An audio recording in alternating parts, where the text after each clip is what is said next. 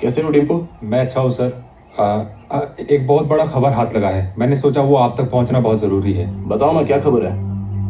मुझे पता चला कि एक इंडस्ट्रियल एरिया से 3 लोग बहुत सारा इलेक्ट्रॉनिक का सामान जुगाड़ करके कहीं और ले जा रहे हैं। तो तुमने उनका पीछा क्यों नहीं किया? मैंने पीछा किया सर, लेकिन वो लोग बहुत शातिर निकला और गाड़ी बदल के कहीं और भाग निकला।